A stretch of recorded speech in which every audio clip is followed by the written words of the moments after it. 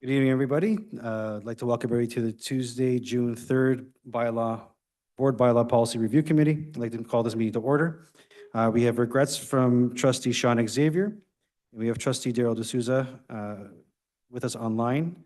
Daryl D'Souza is approved to attend virtually this evening as per the criteria under Education Act Regulation 463/97 and the Dufferin Peel Catholic District School Board Policy number 5010. I'd like everybody to please stand, if you can, for the opening prayer, which will be completed by trustee Luz de Rosario and a land acknowledgement by trustee Bria Corbett. In the name of the Father, of the Son, and of the Holy Spirit. Amen. Let us pray. Grant, we pray, Almighty God, that we who glory in the heart of your beloved Son, recall the wonders of his love for us, may be worthy to receive an overflowing measure of grace from the fount of heavenly gift. Through Christ our Lord. Amen. Sacred Heart of Jesus, pray for us. In the name of the Father, and the Son, and the Holy Spirit. Amen. We are ever thankful for the wonder and sustenance that our land provides us, for the food we eat physically, and for the spiritual nourishment provided by the beauty around us. We are also all keenly aware that the land, bountiful as it is not endless in its riches, and we work to be careful stewards of it, of all resources, and of one another. We acknowledge and thank the Mississauga of the Credit, our treaty partners, who have been stewards of this land for generations. Together, we commit to redress past injustices by working to dismantle systems that limit freedom and work passionately and resolutely toward a time and place of collective freedom and fruitful interdependence. Thank you very much. Moving on to A4, approval of the agenda. Can somebody please approve the agenda? Trustee Thomas, thank you. All in favor? Any opposed? Seeing none, carried. There are no declarations of interest this evening. None. A6, approval of the Board Bylaw Policy Review Committee minutes for April 22nd, 2025. Can somebody move that, please? Trustee Daryl D'Souza, thank you very much. All in favor? Any opposed? Seeing none, carried. There are no awards and presentations this evening, no delegations. On to D1, regular reports. D1A, Ontario Catholic School Trustees Association. No report tonight, Mr. Chair. Thank you very much. Trustee Mayor Pascucci. Thank you very much. D2, are there any good news? Seeing none, Madam Director. Through the chair, good evening. We're moving straight to section G, and these are reports requiring action.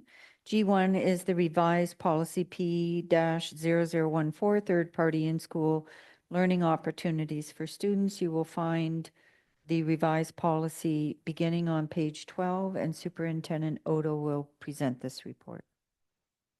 Good evening, and through the chair. DPCDSB staff have reviewed and updated policy 0014, third-party in-school learning opportunities for students, and the associated GAP 006, external presenters in Dufferin Peel Catholic District School Board.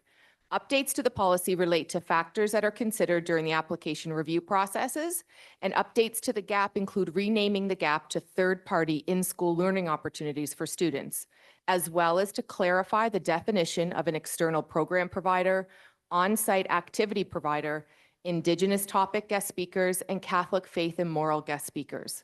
The various processes and expectations have also been clarified and updated. Original versions of both the policy and the GAP are in the package for trustees. And I'd like to make a point that we will be updating the language outside of what you have in front of you tonight to include language around the application process so that it's in the policy and public facing. The application process for external presenters is currently housed on our website, but we will be updating the policy to include that language as well. So it will come back at the board meeting in June. So through the chair, because that language is not included this evening, I would suspect that trustees won't be looking to move it this evening. We'll bring it directly to the June board meeting. Thank you very much. But are there any questions from trustees? Trustee Bria Corbett, go ahead. Thank you, Mr. Chairman, and through you, just a number of items. On page 14, item 3B, where it says the external presenter's review process must be fair and standards and procedures, this review will consider the following factors. And then on page 16, can we add the purpose of the activities, events, and opportunities as it relates to Ontario Ministry of Education curriculum?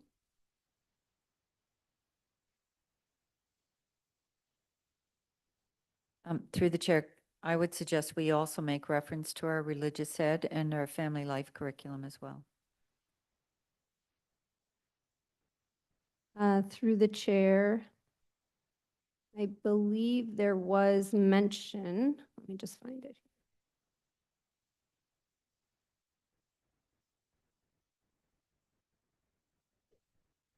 In those bullet points on page 16, it did say support for the teachings of the Roman Catholic Church, but I guess if we want to specify in terms of Ontario ed curriculum and religious ed curriculum, that's fine.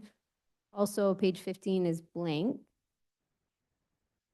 And then through the chair, on page 17, item 9, DPCDSB schools shall provide specific information to parents and guardians whenever third-party in-school learning opportunities occur at school-based events at least 14 calendar days in advance of the date the learning opportunities to take place. So can I just ask what the rationale of the 14 calendar days notice is? Through the chair, PPM 170 sets out the expectations for notifying parents when there are external parties coming into schools. And part of that PPM includes a guideline which indicates that we need to provide that notice at least 14 days in advance. Thank you. And through the chair, just from my experience as a trustee and as a parent, that's not always happening. Sometimes it's in a newsletter in advance. Sometimes there's some communication, but generally it's been inconsistent. So I'm not sure that even our school administrators are aware of the timeline or the PPM. Is there some direction that will be shared system-wide in terms of what those expectations are? Through the chair, we have shared that information through the director's webcast previously to draw attention to the fact that it needs to be shared with the community through a separate letter, as well as a newsletter would be fine, but there needs to be separate communication to parents, and we'll certainly continue to clarify that with administrators. Thank you. And through the chair, on page 35, item 4.3, so it does outline what the messages must include. There's a lot of detail there.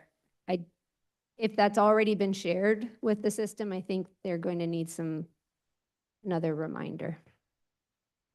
Through the chair, on page 24, item 3.1.3, the topic being presented is not of a sensitive nature. Can we rephrase it to say the topic presented is age and grade level appropriate? Because some of our external presenter topics, they are sensitive, but still very important from an educational and learning opportunity perspective. For example, MAD, the Mothers Against Drunk Driving, I think would be considered sensitive, but still very important. Through the chair, thank you, Trustee Corbett. We can take that back. And through the chair, on page 36, there's just a typo, third parties missing the Y. And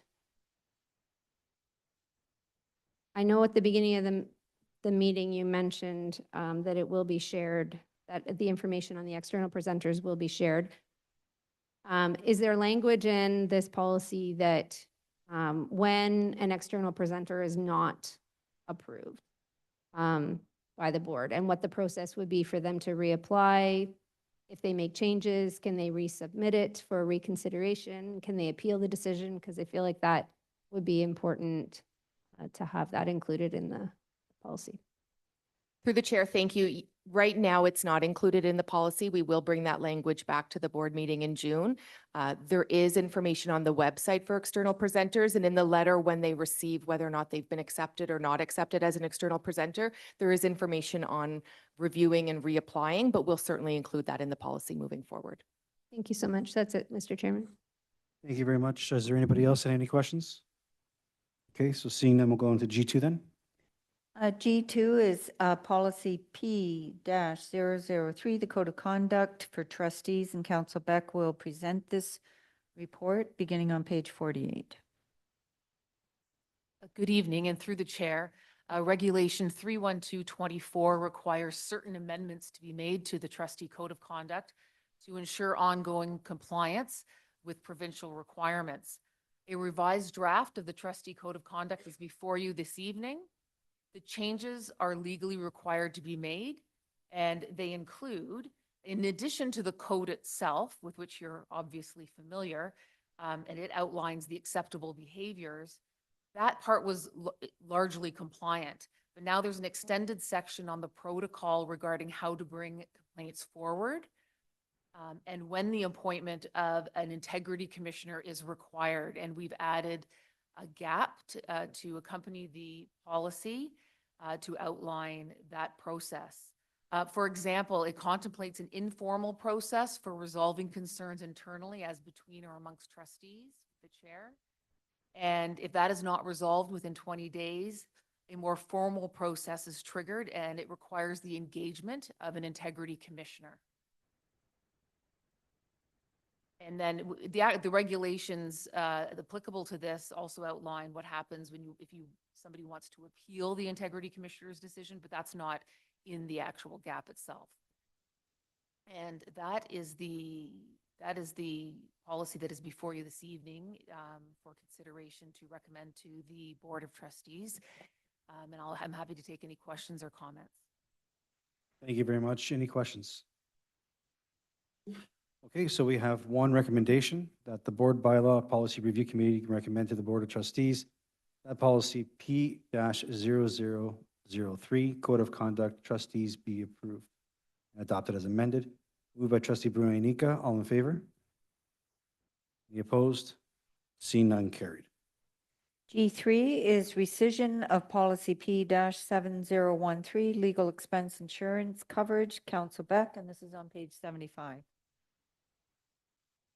Through the chair, this policy is redundant because it is simply a statement that we, as the board, has its insurance through OSB, and in the exercise of cleaning up policies that are not helpful or are redundant, we are suggesting that it be rescinded and that the committee recommend to the Board of Trustees that it be rescinded. I'm happy to take any questions or comments. Questions? Seeing none, recommendation that the Board Bylaw Policy Review Committee recommend to the Board of Trustees that policy 7013, legal expense insurance coverage, be rescinded. I have a mover, Trustee Luz de Rosario. All in favor? Carried. Sorry, any opposed? Carried. Thank you. G4 is revised policy P-4000, public health. Assistant Superintendent Wendling is going to present this policy, which begins on page 75.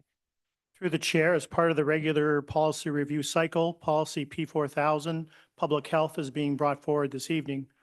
The revisions address the change in the range of health services provided to and through our schools.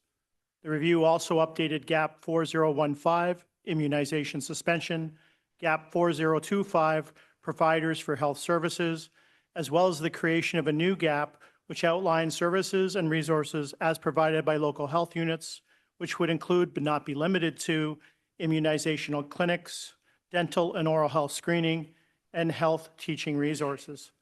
Staff is also recommending renaming P4000 to Student Health Services, as this will reflect the focus on our students and the board collaboration between Dufferin Peel Catholic District School Board staff, public health units, Ontario Health and Home, and designated children treatment centers. This is the end of the report, and at this time, I would welcome any questions. Thank you very much. Just to confirm, you said GAP 4023 or 4025? I have GAP 4015 as well as GAP 4025. There's two gaps, as well as a new one that has yet to be numbered. Okay, so GAP 4023, Division of Health. Sorry.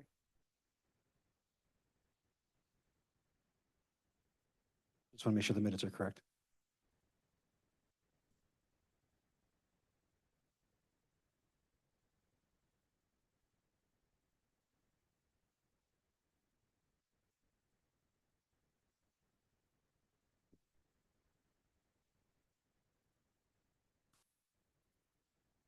79.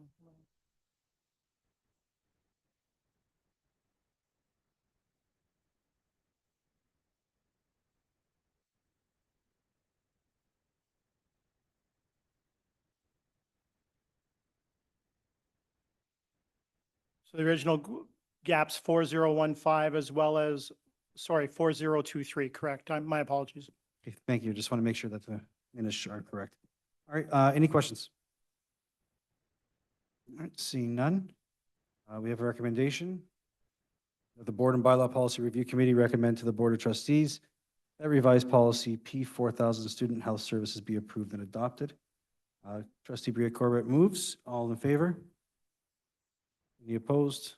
Seeing none, carried. G5 is revised policy P-2010, student transportation services, home to school. Acting Superintendent Mariah is going to present this policy, which begins on page 98. Good evening, through the chair. This Dufferin Peel is committed to providing safe, caring, healthy, and inclusive workplace for its employees, students, visitors, and members of the public. Part of that commitment is the promotion of active and sustainable transportation of students to and from school where possible. This report summarizes updates made to P-2010 student transportation policy, formerly policy 7.10. The changes to this, just some additions. It's that the board's status as a member of the Peel Safe and Active Routes to School Committee that the board staff reviewed and added that the board recognizes the important benefits of active and sustainable transportation, and the board promotes, where possible, the use of active and sustainable transportation for student travel to and from school. And in this, the recommendation to this policy, to the trustees for the adoption of this policy change or amended, that trustees approve the revised policy P-2010. Thank you very much. Any questions? No questions. All right, so we have a recommendation that the Board Bylaw Policy Review Committee recommend to the Board of Trustees that revised policy P-2010 student transportation services home to school be approved and adopted as amended. Trustee Luz de Rosario moves. All in favor? Any opposed? Seeing none, carried. Through the chair, G6 is a new policy numbered P-8009, enrollment management, and Manager Stephanie Cox will present this new policy, which begins on page 107. Good evening, and through the chair. The report before you provides an overview of a new policy, P-8009, enrollment management, and its companion, GAP 8015, enrollment management strategy. This new policy and GAP formalize processes related to managing the physical space at schools for student learning. It also addresses the rescission of GAP 8015 school consolidation. GAP 8015 school consolidation has been deemed redundant and recommended for rescission due to the enactment of policy P-8002, pupil accommodation review, and its associated GAP 8006, pupil accommodation review, in 2015. P-8002 and GAP 8006 provide updated content based on the 2015 Ministry of Education pupil accommodation review guidelines. P-8009, enrollment management, and its new GAP 8015, enrollment management strategy, were created to articulate and govern the processes identified with respect to the capped and overflow schools, boundary reviews, temporary and permanent student accommodation in schools, and suitable locations for regional and local programs of choice. The process outlined in the new GAP 8015 clarify the following: prioritization of accommodating in-boundary students at their local schools, considerations to determine the need for an enrollment cap, phased implementation of enrollment caps, direction regarding admission to CAP schools by DPCDSB feeder school students, new and boundary students, access to regional and local programs of choice, and students requesting flexible boundary admission to schools other than in their own neighborhoods. Identification of overflow schools to CAP schools, including access to transportation where applicable.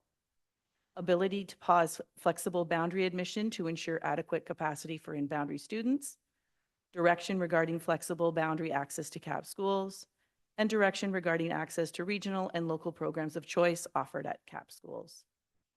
In view of the preceding, it is recommended that the Bylaw and Policies Review Committee recommend to the Board of Trustees that the new policy 8009 enrollment management and its gap be approved and enacted, and that gap 8015 school consolidation be rescinded.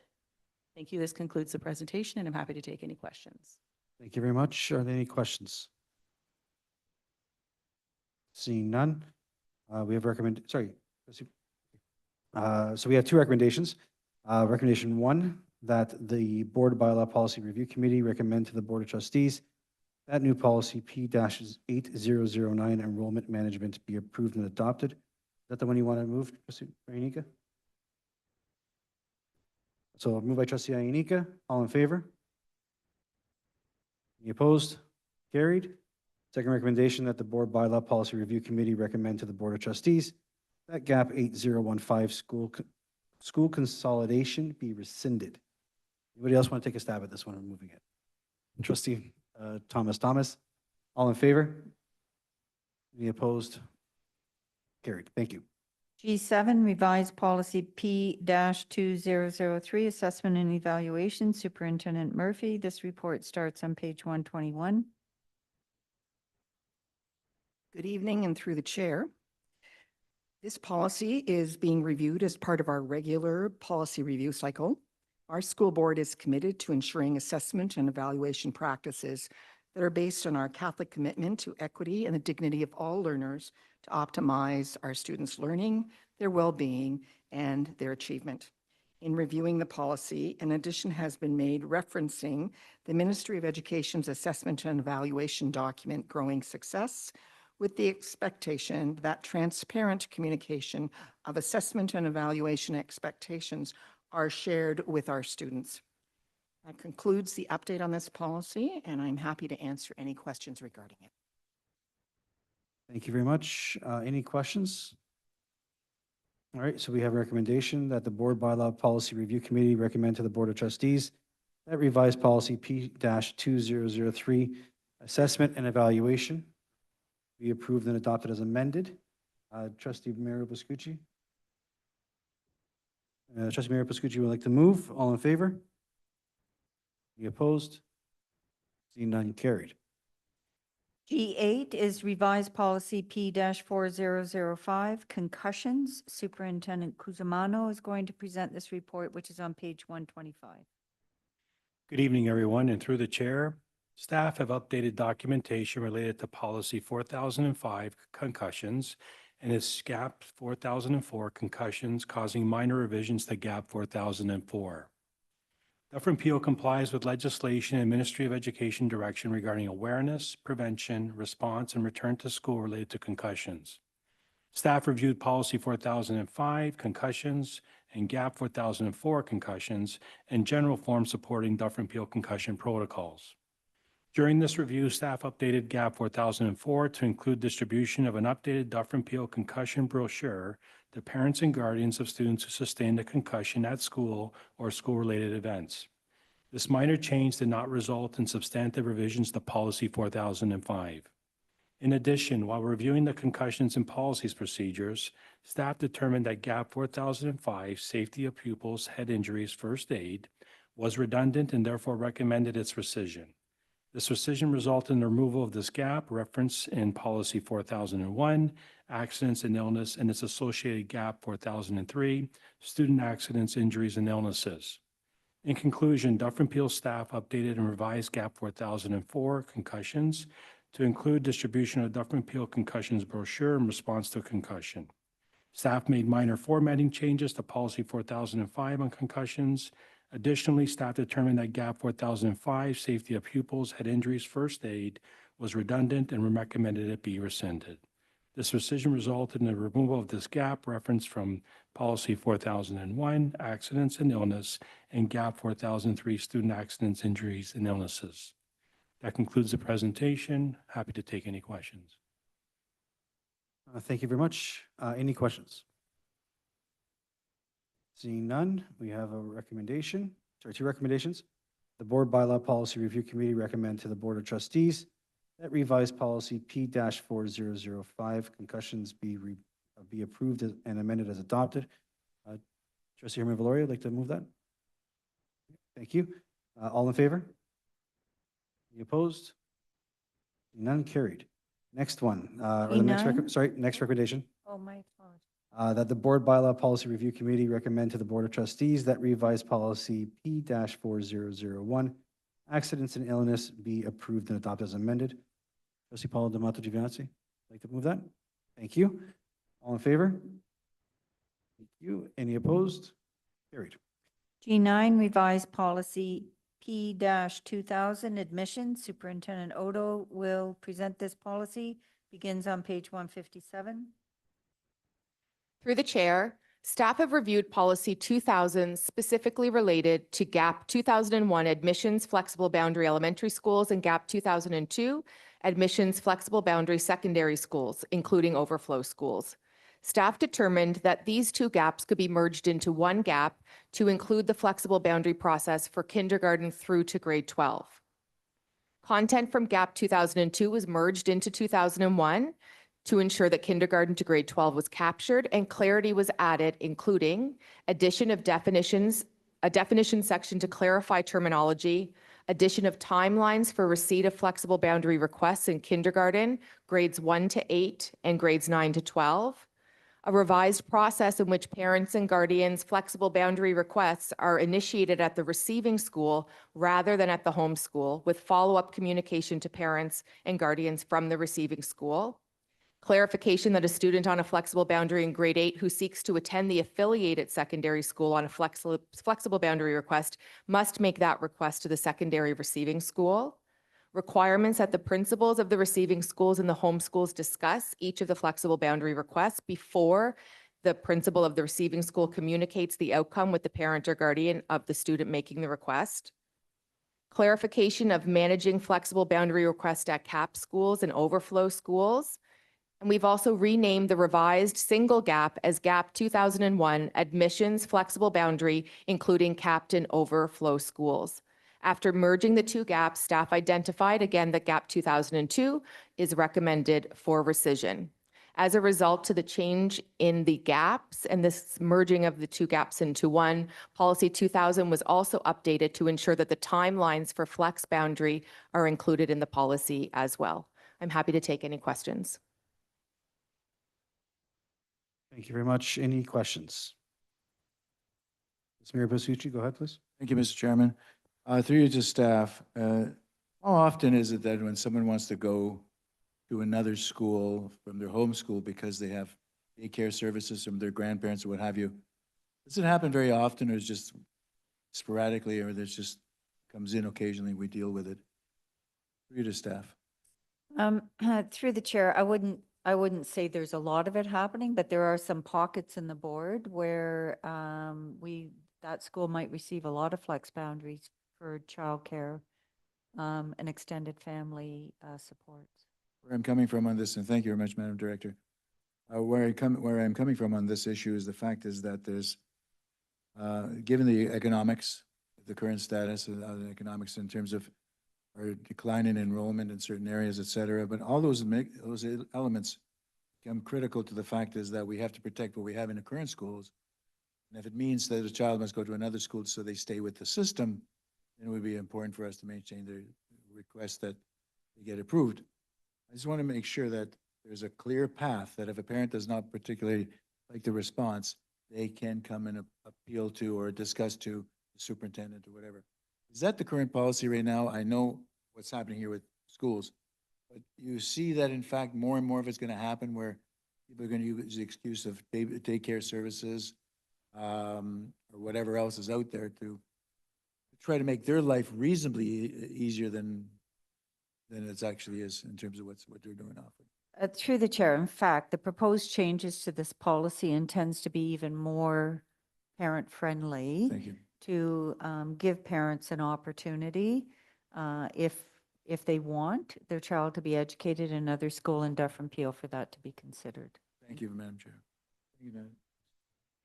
Thank you very much. Any other questions? Trustee Bruno-Nika, go ahead. Thank you, Mr. Chairman.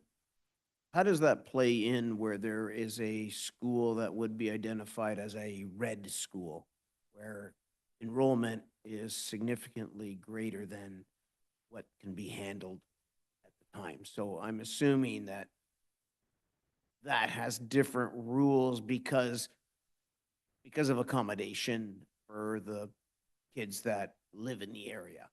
Through the chair, absolutely, and the policy speaks to that. That, while we will do our best to accommodate families who want their child educated in another school, we also have to ensure there's enough space for in-boundary students. Thank you very much. Any other questions? All right, seeing none. Recommendation that the Board Bylaw Policy Review Committee recommend to the Board of Trustees that revised policy P-2000 admissions be approved and adopted as amended. Trustee Nisha Thomas, I'd like to move that. All in favor? Any opposed? Seeing none, carried. G10 is revised policy P-2007, access to regional programs of choice. Superintendent Odo will present this report as well, which is found on page 180. Through the chair, DPCDSB offers various limited enrollment programs of choice for students interested in specialized learning opportunities at specific schools. These programs of choice are generally regional programs with students drawn from across the board or from within large clusters of neighborhood schools. Examples of such programs of choice include language and immersion programs such as extended French, French immersion, and Byzantine Rite programming, international baccalaureate programs, advanced placement programs, regional centers for the arts, sports, science, technology, engineering, and mathematics, and the all-girls Catholic secondary school. As part of the policy review, staff recognized that policy 2007 access to elementary regional programs of choice and its associated gaps governed access to elementary regional programs. We also noted that there was no policy or gap addressing the various secondary programs of choice that are available to students within DPCDSB. To remedy this gap in documentation, staff revised policy 2007 to be a policy applicable to programs of choice in kindergarten through grade 12. Staff recommend renaming P2007 to access to regional programs of choice and have made the following revisions. Listed all regional program types and grades in which they are offered. Listed the applicable access processes for each of the core types of secondary regional programs of choice. Noted that some local programs of choice may be established in consultation with the appropriate family of school superintendent at schools to respond to local needs, and provided guidance regarding establishing and managing local and regional programs of choice at schools, including those with enrollment caps in place. I'm happy to take any questions. Thank you very much. Any questions? Seeing none, we have some recommendations, that the Board Bylaw Policy Review Committee recommend to the Board of Trustees that the revised policy P-2007, access to regional programs of choice, be approved and adopted as amended. May I have a mover, please? Trustee Herman Valoria, thank you. All in favor? Any opposed? Seeing none, carried. G11, P-2008, student insurance. Again, Superintendent Odo will present this report, which can be found on 189. Through the chair, following a thorough review of the student insurance policy and its corresponding gap, we were found that the processes that we have in place remain current and effective, and as such, no revisions or amendments were deemed necessary at this time, and trustees will just be approving that we have moved forward with this and that the date has been changed in the review cycle. I'm happy to take any questions. Any questions? Seeing none, the recommendation that the Board Bylaw Policy Review Committee recommend to the Board of Trustees that policy 2008 student insurance be approved. Have a mover, please. Trustee Bruno-Nika. All in favor? Any opposed? Carried. G12, revised policy P-4007, physical restraint. Superintendent Odo, page 194. Through the chair, DPCDSB staff have reviewed and updated policy 4007, physical restraint, and the associated gap 4009, physical restraint. Updates to the policy and gap include renaming both documents to have the title De-escalation and Safety Interventions, which more accurately reflects the content of the policy and gap. Additional changes to the policy and gap include clarifying DPCDSB's approach and decision-making process to de-escalate situations, as well as strategies that may be used, as well as the training that takes place within the system. Original versions of the policy are included for trustees to review. I'm happy to take any questions. Thank you very much. Any questions? Right, so we have page here. We have one recommendation that the Board Bylaw Policy Review Committee recommend to the Board of Trustees that revised policy P-4007, physical restraint, be approved and amended as adopted. Trustee Darrell D'Souza would like to move that. And all in favor? Any opposed? None carried. G13, revised policy P-6003, Catholic School Council. Superintendent Radich is going to present this report, which begins on page 211. Good evening, through the chair. I'm pleased to present the revised policy P-6002, Catholic School Councils, for your consideration, again, beginning on page 211. Dufferin Peel staff have updated the Central Committee for Catholic Schools procedural bylaws to ensure that the recent changes to DPCDSB's policies and procedures are reflected in those bylaws. The resource document before you is rather lengthy, but in addition to some general formatting updates, some specific updates regarding procedures related to finance found in section 10, CSC composition, and explicitly stating that no part of a Catholic School Council meeting may be held in camera. That's found in section 3, bylaw 9.3.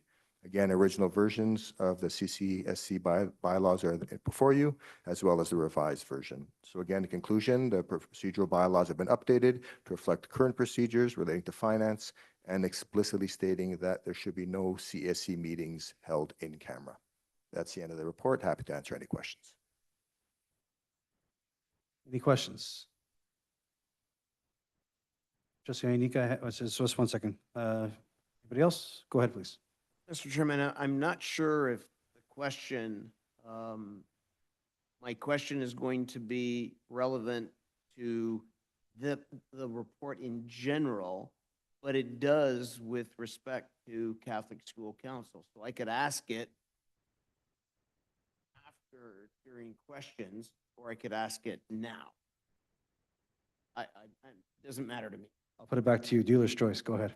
Well, last night I was at. Through the chair, is it related to wanting to suggest amendments to, so perhaps maybe deal with this and then ask it during question and answer actually. period? Thank you. Any questions? Any questions to this policy? Okay, I have a question. I'd like to pass the chair over to Trustee Anisha Thomas. Sorry, Vice Chair.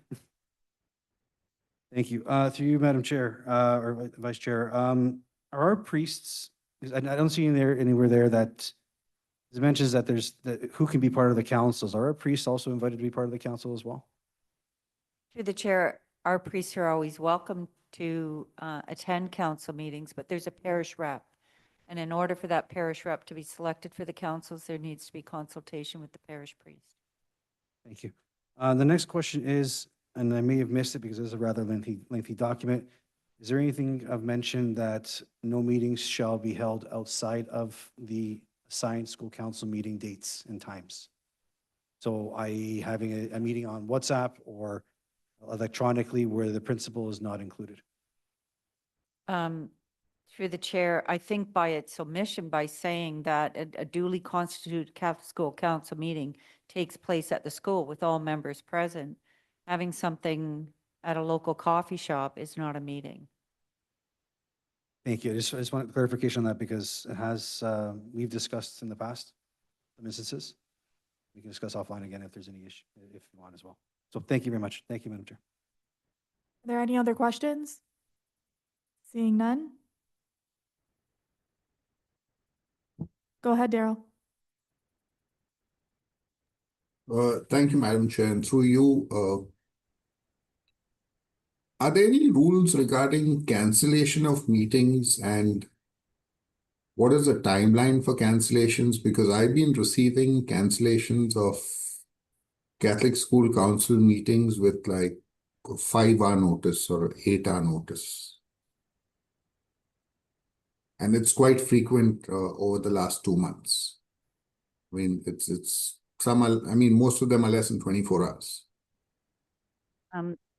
Through the chair, it would be helpful to know what the rationale is, whether or not they feel that there isn't quorum, whether they feel there isn't agenda items, but they should be addressing items at those meetings. I wonder if maybe we can have an offline conversation, and if we have to do a reminder to the system around cancellation and the reasons for canceling meetings, then we can do that. But if it's just one school, No, it's not one school. I mean, I've received around 4 or 5 over the last 90 days, I would say, where if I've got a notice of cancellation barely 24 hours, between 24 and 48 hours, or less than 24 hours and 48 hours. so we could take this back. If you don't want to approve it this evening, we'll get it ready for the board meeting. And we can put a section in there around expectations around timelines for canceling meetings. I And mean, I would, sorry, Madam Director, and through you, Madam Chair. The thing is, I believe council meetings are planned, or the dates for the council meetings are planned well in advance. Now, if a meeting cancellation has to happen, logically, it should not happen 6 hours before, 8 hours before, 10 hours before the meeting, or even 24 hours before the meeting. It should happen a few days before, where people have decided, hey, you know what, we don't have enough agenda items, or we will not have quorum, hence we're going to cancel. So I'm not sure whether it's happening in that manner. However, trustees are being informed like less than 24 hours before the meeting. So while the members might be aware, the trustees get that information late. let us take that back and work on some language around it, and also try to align it with cancellation of even your own board meetings. You can't really cancel them unless you have quorum. You always have agenda items, or if there's a weather event. So let us work on something, and then some expectations around if you are canceling them, the communication that needs to happen. But we need to understand more around why these meetings are being canceled. Thank you. Go ahead, trustee Einika. Madam Chair, on that point, I went to a council meeting. The chair and co-chairs, one had a family issue that afternoon, and the other one simply forgot, was apologetic, and because there was no chair, the meeting was canceled. Although, even though there were, I can't remember, including myself, maybe 3, 4 people. I'll exclude myself and say 3 to 4 people. But I don't know. Does a council meeting have to have the chair? Yes, but you could, again, we could adopt the same kinds of practices that you have for your own meetings, because in fact, the council meetings very much mirror the procedural bylaws around trustees for the most part, meaning that if you don't have a chair, then the vice chair steps in if there is a vice chair. If there isn't a vice chair, then at that meeting, you pass a motion to identify someone as the chair. another council member could take that on. Yeah, and it's happened to me twice in the last month. Now, I got notice on one and, you know, it was a personal scenario, but my feeling is that our staff are not aware that they can continue with the meeting as you laid out. Right? If the chair's not there, then the vice chair takes over.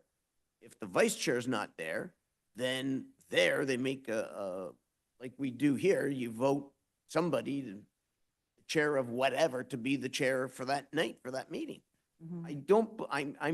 I'm very sure that some of our schools administrators are not aware, and that would include both new and veteran.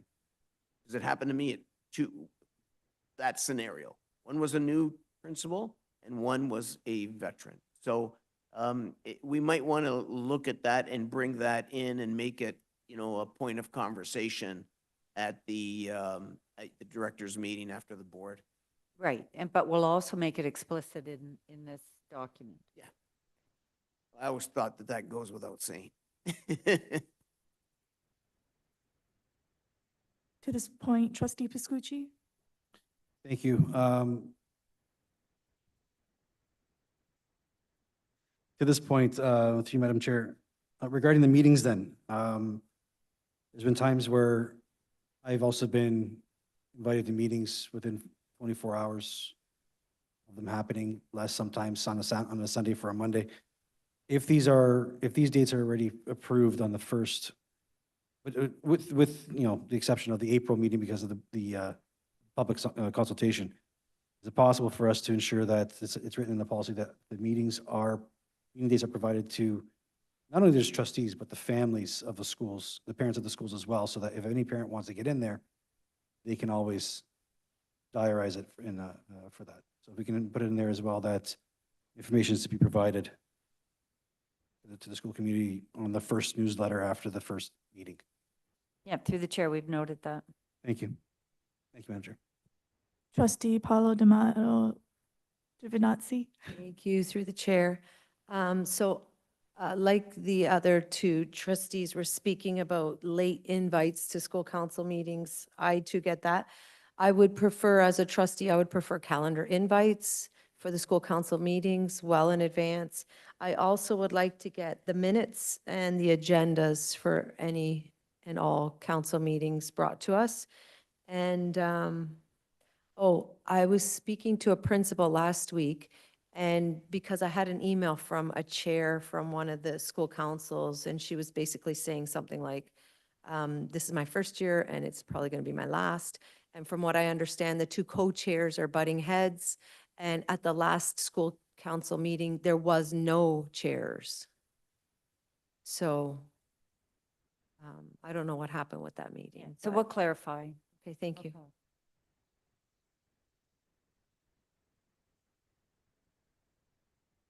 Trustee Luz Del Rosario? Thank you. Thank you, Madam Chair. I also had a situation where I got invited on the same day. Just the morning of the meeting. But they were very happy I showed up. But unfortunately, it was like a rush. I had to cancel the other one. I do have, and I couldn't find it in this document. One of the questions I received last night was, what is the total amount that they can fundraise? I think it's talk about large amount, but what is large? Is there a figure? And I was searching through it in our document, but I can't seem to find it. Through the chair, we've never put a total amount on how much a school can fundraise. Is there a limit of what they can fundraise? The number of fundraisers that they can have? No, amount in terms of money. We've never put a total on it. So as long as they can spend it for their students, for the students, They have to have a plan for it, yes. Yes. So as long as they have a plan for it, and it's been approved through the school council. okay. And then we're okay. So it's not written anywhere. There's nothing written. Okay, thank you. The other question that I had was about the minutes. How long do they have to keep the minute book? Or can it be digitized instead of having, I told him last night, it's hard to digitize the minute book because there are parents that may want to see it, but I just don't know how long we need to keep them. We have a document retention policy. I don't know why 7 years kind of rings in my head, but let me take that back and look at it. Thank you. Trustee Mario Piscucci. I have one more question. Okay, go ahead. Sorry. I think it's still related to this. The volunteer award. One of the suggestions that came up last night was they saw the volunteer awards that happened, and they were very happy one of their parents got recognized, but they felt that the school should also be mentioned instead of just the individual. Because if the person was awarded because of the work that the person have done for the school, they thought that the school should also be included. That might have been an omission. We typically have in the past identified the school that the volunteer was from. Right, right. So, but they can only see her face, Okay. but nothing to what she's done for the school, what the school have So done. we can take that It's a suggestion suggestion. and enhance it. Thank you. Thank you, Madam Chair. Trustee Mario Piscucci. Thank you, Madam Chair, to staff. The idea of the responsibility of who's invited to the school, et cetera, is the principal's responsibility. And if as far as I see it, correct me if I'm wrong. So when the time comes that the principal either directs and says, okay, you, person A, B, C, whatever, will to create the connection or the bond with the local trustee or whatever, so they keep them informed, but still the responsibility is of the principal. Because I find it disrespectful. The fact is that we are trying to balance a system that is very, very busy, and we're all doing a great job internally and as groups. But the fact of the matter, at the end of the day, the trustee is not there. We can't be their sounding board when we go to community meetings or when we come here and want to bring out certain issues.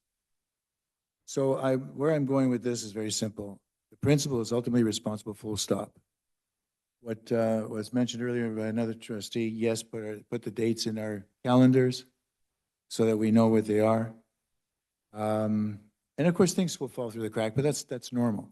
And that's respectful to, it happens. But when I had to clear my clear my list of other names so I can put this other name and then find out that meeting was canceled, it bothers me.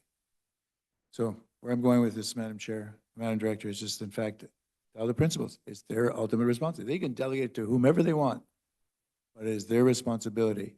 And if we have to have a clicking mark with this went out on June 25th, et cetera, et cetera, et cetera, and maybe we'll have to adapt something that's so unitive. So I want to make sure we're treated with respect. In many cases, we are. When it comes to the idea that we are the spokesperson of the board, and ultimately through that, the data comes through with our meetings, we have our school councils, and we're probably one of the most advanced systems in the entire jurisdiction of Ontario, where we have regular meetings with school councils. And some of the school councils have 5, 6, 7 meetings a year. That's great. The responsibility fully sits in the lap of the principal. Madam Chair, one other point, if I may. The idea that when we look at the situation, it was mentioned, alluded to earlier in terms of the board and the way the committee meetings at the school should mirror the board's meetings here at the CC. I guess what I'm saying here is that in fact, the process, the protocols, setting up agendas, same rules and regulations we have to set up agendas, set up discussions with groups or whatever, should be also the same with the community. Should be in the board, in the bylaws, but the board should, the information should then also be in the bylaws of the school, particular school. Thank you for allowing me, Madam Chair. Thank you. Trustee Herman Valoria. Thank you, Madam Chair. I'd like to ask regarding the school council calendar invites. School principals actually put out these calendar invites, but they don't identify it. Like, for example, when I look at in my calendar, all it will say is school council meeting. And then I have to look up, dig further as to which one it is, which school. It happens quite frequently that there's more than one meeting on the same night, and sometimes there's several. And to make matters more complicated, sometimes they get canceled, and now you have to look up which one got canceled, Right. right? You could just say St. Helen School Council meeting, Iona School Council meeting, etc. We can ensure that that's clarified going forward. And it goes to for graduations, for example. Yes, same. With graduations and events where schools have similar events that it would be very helpful if they put the school name first and then the event. Thank you. Thank you, Madam Chair. Oh, I have another one, but that's for later. Thank you. Trustee Luz Del Rosario. Thank you, Madam Chair. Oh, I did, with regards to the minutes, I found it. It's in the treasurer, 7 years, secretary, 7 years. I found Yeah, I it. but knew it. I keep rolling, looking. But anyway, the only other question on that is, can it be digitized instead of having binder? Can leave we that take with that you. back and look at the practicality of that? Yeah, no problem. But I do have another question. Remember years ago, we used to have marketplace where we have all the councils and different topics, and we have all the vendors and all that. Is there thought of putting that back? I think we were finding that it was really dwindling in its attendance. We can certainly look in the new year, maybe a conversation with the central committee to see whether that's something that they want to explore again, or maybe revive in a different way that is more reflective of what our parents might be looking for. And, if I could just follow up on that, if we don't put that in, is there a possibility of, when we do the CSAC chairs where we have a meeting and we're fed by whoever the school that we're having, can the vendors be added in there? So just to give the opportunity for some of the new council members to know what are the possible vendors that they can use. Let us take that back. Thank you. Thank you, Madam Chair. Trustee Bruno and Anika. Madam Chair, to Trustee Del Rosario's point, the director is absolutely correct. The numbers were dwindling down, but when I spoke to parents of the communities that I represent, they said, we think it's the best thing since sliced bread. The only challenge is it's on a Saturday. And nobody wanted to give up. A lot of people don't want to give up their Saturday with their kids to go to a meeting that's of value. I think, even in some cases, some of us couldn't make it. But for the most part, parents were starting to complain that can't give up a Saturday. I can't do it, right? And that's when the numbers started to decrease. If staff or have a conversation with the central committee to say, we want to have it, maybe let's have it on a Thursday, Wednesday, but not on a Saturday, because Saturdays are a lot of people do a lot of their stuff that they can't do Monday to Friday on Saturday. And so giving up that half day, as enjoyable and as learning as that day is, it's not something that the parents I spoke to don't want to do. And based on the numbers, I'm seeing that as well. Through the chair, the other thing we can explore, we do have parent engagement evenings through the year, and it might be an opportunity just to invite some vendors to those parent engagement evenings so that they can set up a booth prior to the speaker. We can explore opportunities like that. Thank you, Madam Chair. Thank you. Trustee Mario Piscucci? Yes, thank you, Madam Chair. A point was made earlier by another trustee regarding information of the school put on an invites. We also encourage that, in fact, school phone number and the contact person at the school, their information is on that list as well, because if we can call out and get one less thing to look for in terms of a school and the name of the principal and what have you, it's so much easier if it's already there. It's a one-stop shop. So saying something, phone number ABC, 123, that's fine. That's all we need to know. Then this way here will also direct this, it'll be the responsibility of the principal to ensure that his or her phone number is on that sheet for sure. Thank you. Thank you. Trustee Bria Corbett?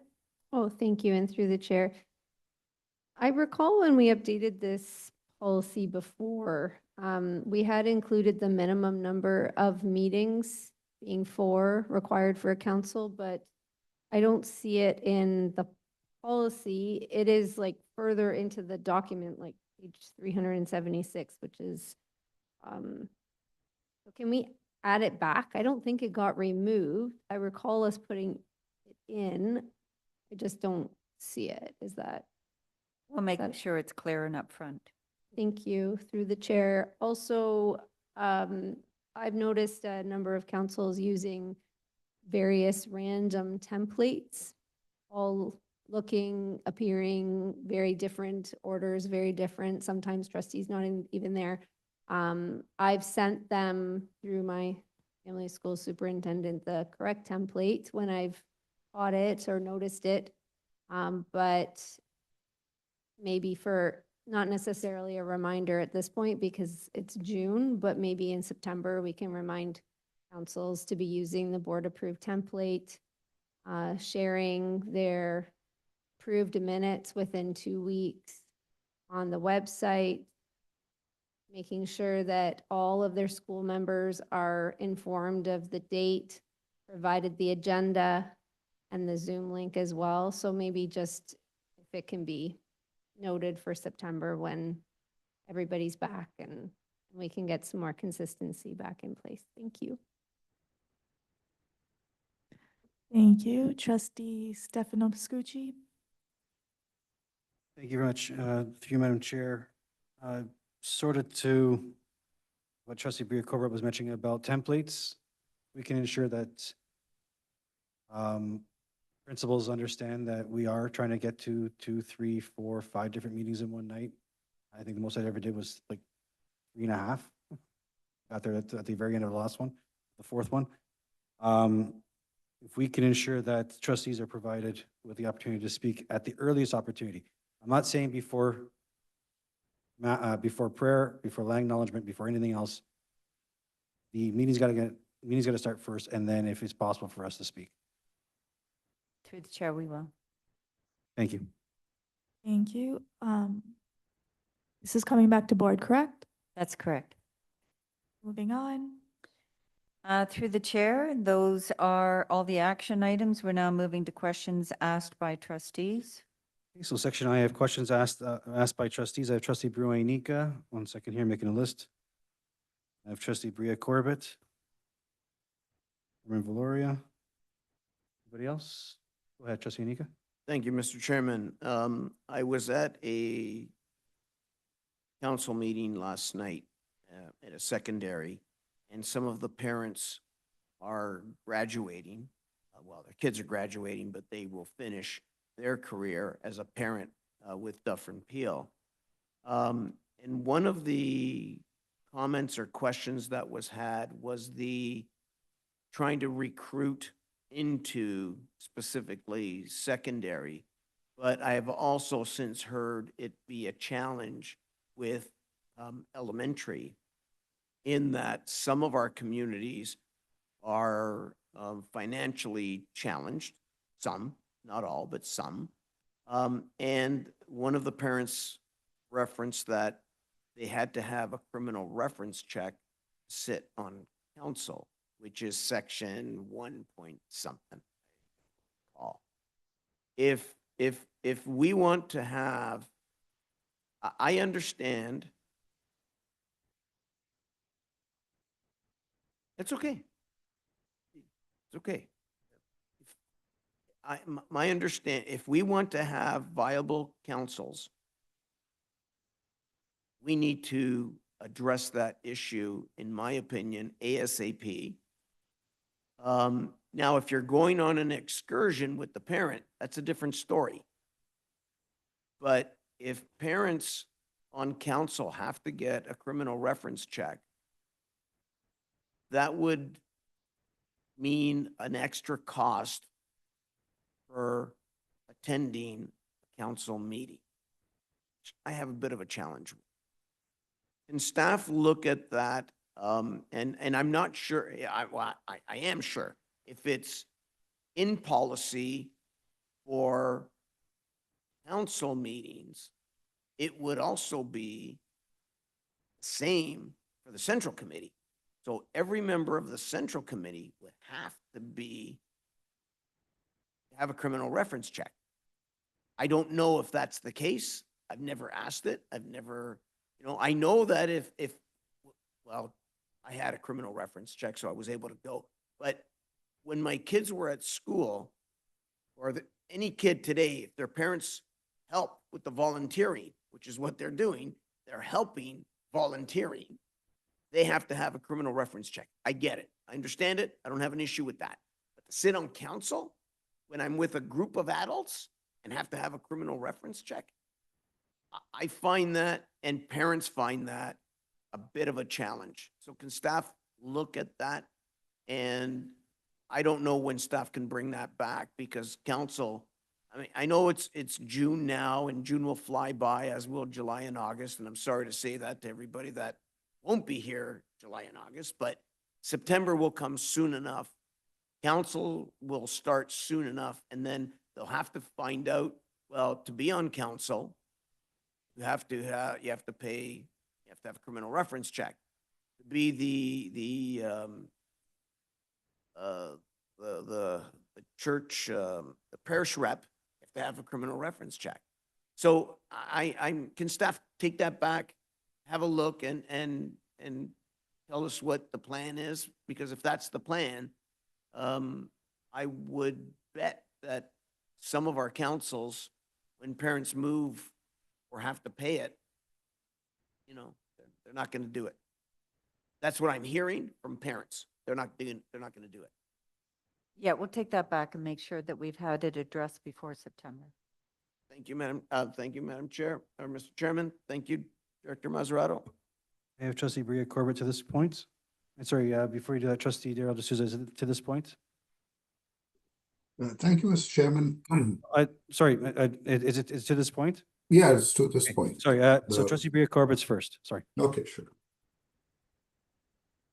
Thank you. And through the chair, just to this point, I think as inconvenient as it is for parents, and I understand the challenge associated with it, although now it's a little bit easier, you can apply for it online, there is a cost associated with it. And then on a yearly basis, you sign a declaration. You don't have to repeat the whole process over again. A lot of times when the council members, they sit on council, those council duties often take them into the school during the school day. And they're organizing the chocolate for the chocolate fundraiser. They're organizing the cards for the card fundraiser. They're organizing the poinsettias, the pizza days, the movie nights. Like, they're inside the schools oftentimes because they have been part of that group that is organizing those events. So any person we would require going into the school, doing any duty in any volunteer format would require a criminal reference check with their vulnerable sector screening. I think that makes sense. I personally, as a parent, want to make sure that every stranger that goes into my child's school has that screening at a bare minimum done. So I don't know if there's a way around that, and I don't think we want to go the route of trying to make a way around that. I think for the majority of parents, they will understand that while they are known to their child, they are still a stranger to everybody else's. So From a safety perspective in schools, I think it's important. And if it impacts the numbers on the student count, on the parent council, that's unfortunate, but the barrier for parents, I think, is small in comparison to the risk to the students because they're working with vulnerable populations. Thank you, trustee Corbett. I have trustee Luz de Rosario, and then trustee Darrell D'Souza to this point. Thank you, Mr. Chair. Yes, exactly what trustee Corbett has said. What I've noticed is the parents who sits in the council, they're also the one helping in the school when there's an event. And I could see that. And some of these parents too, even for volunteering or going to a movie, they may end up going with the kids. So that's when it really requires the police check. So that's the reason why that I find. Thank you, Mr. Chair. Trustee Darrell D'Souza? Thank you, Mr. Chairman. And through you, I just need a clarification. While I understand individuals who are holding positions in the parent council should have a criminal check done, does the policy specify that every individual or every parent that comes to attend a meeting should have a criminal check done? Through the chair, no, because they're not, the meetings don't have children in attendance typically. Right. These are public meetings that parents are attending. There's no expectation that attendees at any public meeting, including your own board and committee meetings, have criminal reference check or vulnerable sector screening. So if an individual, my understanding now is that if an individual is holding a position in the parent council, he or she should have a criminal check done. Through the chair, that's correct. And a couple of trustees spoke to that. It's quite often that individuals that sit on school council or Catholic school council are also very much involved in activities in the school, which would bring them indirectly into contact with children. Right. Is there, thank you, Madam Director. Is there someone who's actually checking to make sure that, just for an example, that every chair of our parent council has a valid criminal check done and it's with the school administration? Yes, the school administrator is responsible for ensuring that that documentation has been submitted. But can we have an audit done and just make sure that that is happening? Because We can confirm. yeah, I think that needs to be checked because it might have fallen between the cracks.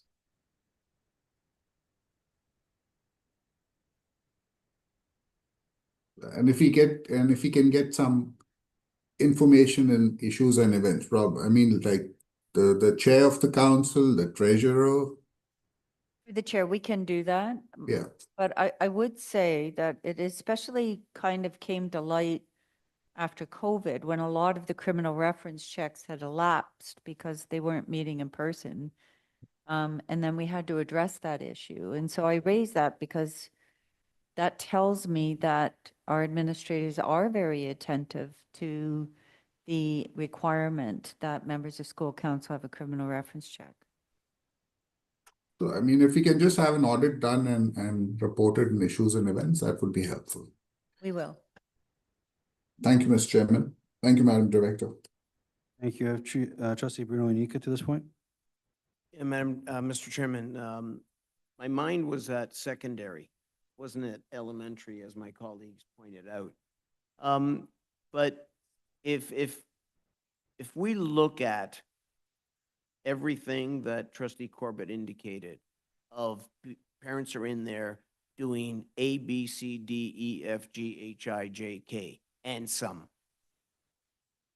I'm wondering if staff could consider that, because well, let me put that on what I would want staff to consider. But let me put that on a back burner for a second. Parents believe that they have to get a criminal reference check every year. That's what they believe. Some. Unlike staff and trustees, we get an email from HR that says, have you done anything different that would nullify this? You either say yes or no and send it, and away it goes. I don't believe that the parents have that, and I hate putting more work on somebody that has more work already to do. But I'm wondering if something could happen so it doesn't elapse and they don't have to get it done again and pay. Now, for consideration, for anybody that needs a criminal reference check or updated, considering that school councils bring in hundreds of thousands of dollars, I'm wondering if, I don't want to pull it out of the school budget because some schools have bare bones budget anyway. I don't believe that they've ever gotten a raise from, actually they got a 10% raise when we decreased it 20%. For both elementary and secondary, way back when we eliminated our pupil allowances by 20%. My recollection. Wondering if there is if we could, one, request from the ministry funds to pay for it, or fund it out of money that we don't have. I was going to say out of our budget, but money that we don't have. Don't get me started. So can staff just have a look and kind of bat it around as to what we could do, may do, don't want to do? Because, okay, that's all I need. Thank you. Thank you. Any more questions to this point? Trustee Bria-Corbett, go ahead. Thank you, Mr. Chairman, and through you, just to Trustee Ianika's point, we absolutely don't want the declaration of offenses to lapse after a year. It is very cumbersome and to redo. But having said that, schools are very inconsistent in their process in terms of how they check those. So some schools are very vigilant in September, usually with their Terry Fox walk. It's the first thing they do when they see their parents come in to help with the walk. They have everybody come in and sign off their declaration, so it's done. Some do it in January, which has always been confusing to me because maybe it's a new year, but it's the middle of a school year. So some are by paper. Backpack mail, I've said in the past, is the most unreliable form of communication because it gets left in the desk, it gets left on the bus, it gets left in a different pocket. Parents may not see it. That electronic format, we do send a lot electronically already to parents. Is there a way we can ensure that's, is it a system communication so it's not on the onus of every individual principal to remember to do it? I don't know. There must be some way to streamline that so it's more automated and less cumbersome on the part of each principal. I just think there's got to be, hopefully there's a way to do that.